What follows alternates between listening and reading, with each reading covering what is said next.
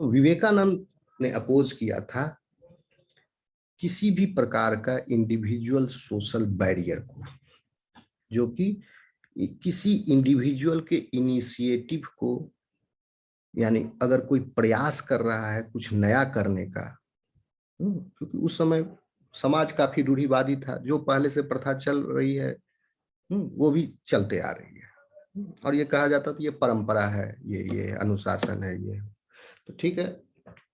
कहीं कहीं पर ये सब चीज ज्यादा हो जाता था। तो अब कोई नया व्यक्ति, नया जनरेशन अब आगे आने वाला, उसको जब तक वो इस तोड़ेगा नहीं, उस बंधन से आजाद नहीं होगा, तब तक वो चलता रहेगा। और उसको तो इस तरह से जो भी था बैरियर, सोशल बैरियर, इसके वो खिलाफ थे।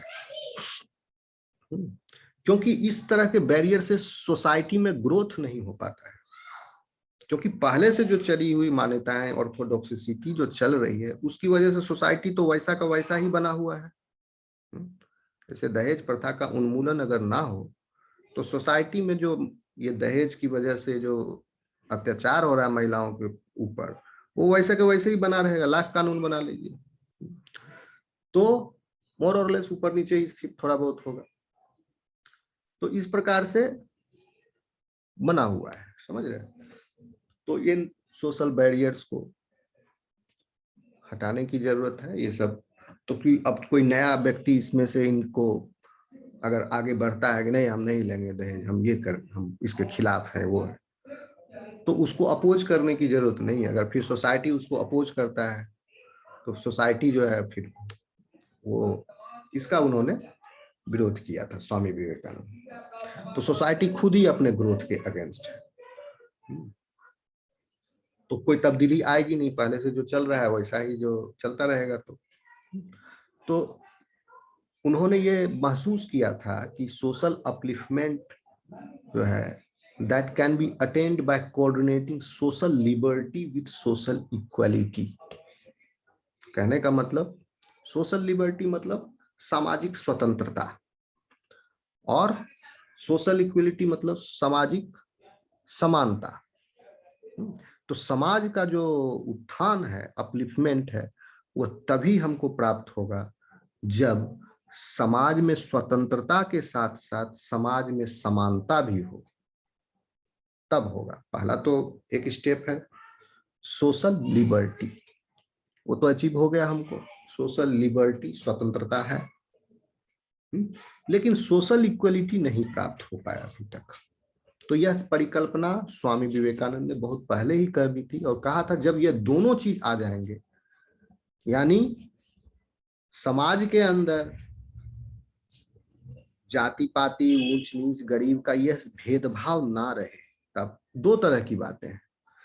क्योंकि जब समाज है तो पांचों उंगलियां तो बराबर होती नहीं, किसी के पास ज्यादा पैसा होगा, किसी के पास कम होगा, कोई अमीर होगा थोड़ा, कोई गरीब होगा। इसको कभी, एक आइडियल कंडीशन है कि सब बराबर हो, ऐसा होना असंभव है। फिर दूसरा ये कि कास्ट सिस्टम है, जिसके द्वारा समाज जो है फ्रैक्शन में बटा हुआ है। तो एक तो बात यह है कि समाज जो है वास्तव में बटा हुआ है, यानी अमीर जो है फील कर रहा है कि हम अमीर हैं और हम ऊपर हैं गरीबों से, और गरीब फील कर रहा है कि हम गरीब हैं और हम नीचे हैं, नीचे तबके के लोग हैं, इंफीरियर महसूस कर रहे हैं अमीरों से। अगर ये ऐसा ना हो कि मान लो समाज में समरसता है, दोनों सोसाइटी, अमीर गरीब के काम आ रहा है, गरीब अमीर के काम आ रहा है, तो यहीं से रिजर्वेशन पॉलिसी का भी कंसेप्ट आया था बाद में, लेटर ऑन, कि समाज में उन लोगों को ज्यादा ध्यान देने की जरूरत है जो कि नीचे तबके के लोग हैं, जो साधन संपन्न नहीं है, जो गरीब है। क्योंकि अगर गरीब को मिलके उठाओगे नहीं तो वो उठेगा नहीं, वो बैठा ही रहेगा, और जो रिच है और जो इंटेलिजेंट है वो तो उठा ही हुआ है। ठीक है, तो इनको ध्यान देने की जरूरत है। तो समरसता, समानता तभी आएगी जब आप पुअर पर, समाज के जो गरीब, उनके ऊपर विशेष रूप से ध्यान देंगे, तब। तो उन्होंने ये कंसीडर किया था कि लिबर्टी यानी स्वतंत्रता और समानता जो है एक दूसरे को कंप्लीमेंट करते हैं, तभी सोशल फ्रीडम आएगा। सिर्फ समाज में स्वतंत्रता रहने से social freedom in true sense will not be achieved. और समानता रहने के बाद। ठीक है, भले ही ऊपर नीचे अलग अलग जातियों में बटा हो, लेकिन उन जातियों के बीच में भेदभाव ना हो, लड़ाई झगड़ा झंझट ना हो, तो आपस में सामंजस्य में सब हारमोनी में एक दूसरे के साथ रहे। ठीक, तो अब क्या हो गया, फिर इक्वालिटी हो गया। दैट मीन्स डाइवर्सिटी होते हुए भी वो यूनाइटेड है। तो इसीलिए इंडिया को कहा जाता था unity in diversity. So he considered liberty and equality both are complementary to each other, and therefore he wanted the society to spend more on education of the poor than on the rich and intelligent. Okay. The fourth freedom is economic freedom. तो उन्होंने इस बात का महत्व समझा था कि economic freedom अगर ना हो, यानी जेब में पैसा ना हो, ठन ठन गोपाल है, तो पेट में खाना नहीं आएगा, उसको रोजगार नहीं होगा, हाथ खाली बैठा रहेगा, दिमाग जो है शैतान खोपड़ी, मतलब खाली दिमाग शैतान का अड्डा, वो फिर खुराफात करेगा। तो पर्सन को इंगेज रखना भी जरूरी है समाज को, तो उसकी इकोनॉमिक एक्टिविटीज में वो व्यक्ति लिप्त होना चाहिए, जिससे कुछ वैल्यू एडिशंस भी हो समाज में, या तो सर्विस सेक्टर में हो, या मैन्युफैक्चरिंग सेक्टर में हो, या वो एग्री सेक्टर में हो, किसी भी सेक्टर में हो, कुछ वो वैल्यू एडिशन कर रहा हो, वो इकोनॉमिकली फिर वो उसको फिर आय भी प्राप्त होगी, और वह अपना स्वतंत्र भी होगा, किसी से जरूरत के लिए किसी के पास हाथ फैलाने की आवश्यकता उसे नहीं पड़ेगी, अपना जेब से निकाल के खर्चा करेगा, जो मन होगा खाएगा, जो मन होगा पहनेगा, इस तरह से। तो जब जो मन होगा खाएगा, जो मन होगा पहनेगा, वो इकोनॉमिक फ्रीडम के द्वारा ही आ सकता। तो जो मन आएगा वो सोचेगा, और जो मन आएगा वो करेगा, वो भी तो तभी आएगा जब इकोनॉमिक फ्रीडम हो। जब इकोनॉमिक फ्रीडम हो तभी वो स्पिरिचुअली फ्रीडम हो। या तो वो अपने सारे जितने भी उनकी जरूरत की चीजें सबका त्याग करके उपहार में चला जाए, अपना तपस्या करने लग जाए, मान लो हो गया वो स्पिरिचुअली फ्रीडम है, तो समाज से तो कट गया, समाज में तो नहीं रह रहा है वो फिर। लेकिन समाज में रहने के लिए, देश समाज और इसमें सब लोगों के साथ मिलजुल के रहने के लिए, वहां पर फिर वैल्यूज और वैल्यूज के बीच में जो ट्रांजैक्शंस होते हैं वह सब होंगे। So it is necessary because economic poverty जो है वो ऑब्स्ट्रक्ट कर देता है इंडिविजुअल फ्रीडम को।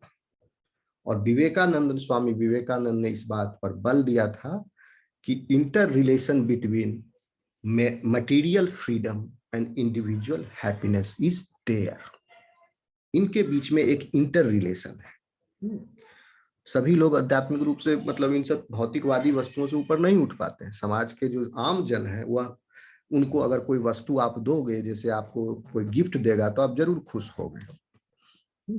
कोई मटेरियल फ्रीडम हो गया, अगर आपके पास ये स्वतंत्रता आ गई कि आप जो चाहे वो प्राप्त कर सकते हैं, जो भी वस्तु, तो उससे क्या होगा, आपको हैप्पीनेस आएगा, इंडिविजुअल हैप्पीनेस। और ये इनके बीच में इंटर रिलेशन है। तो उनके अनुसार जो है, तो इसका मतलब राइट ऑफ प्रॉपर्टी आ गया आपके पास। और उन्होंने सबसे पहले राइट ऑफ प्रॉपर्टी की बात की थी स्वामी विवेकानंद ने। तो यही राइट टू प्रॉपर्टी, और यह चाहे महिला हो, चाहे पुरुष हो, चाहे लड़का हो, चाहे लड़की हो, बेटा हो, चाहे बेटी हो, उन सभी के पास है right to property. And this right to property is not gender based. ये जितने भी सोल हैं, स्पिरिचुअल स्पिरिट्स हैं, उन सब के पास राइट टू प्रॉपर्टी है। तो right to property is the natural right of the individual.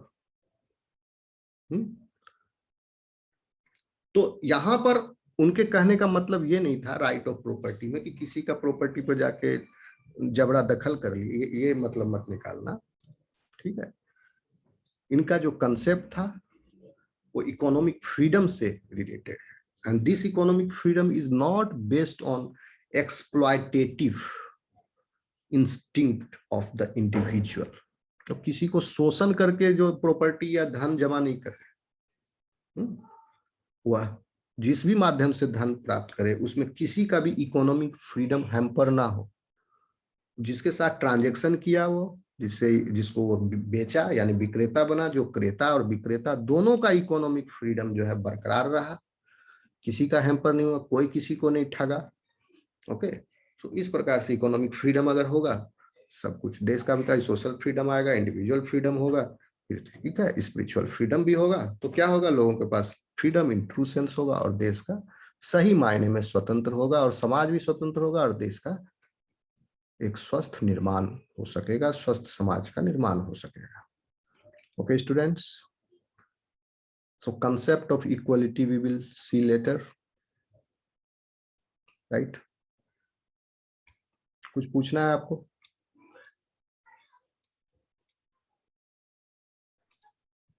तो यहां तक हमने, आवाज आ रही है मेरी? इकोनॉमिक फ्रीडम तक हम लोगों ने यस सर, डिस्कस कर लिया। सही।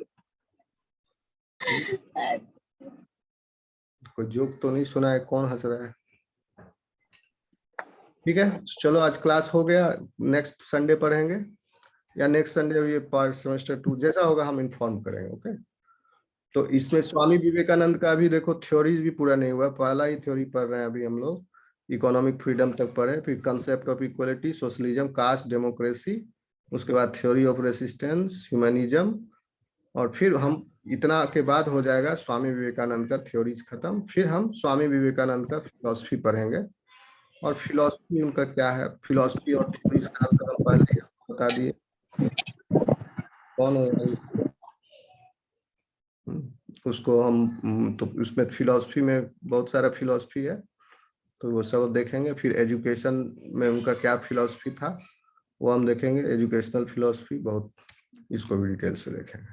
तो total 16 points are there in education philosophy और 5 points are there in Vivekananda and his philosophies in general.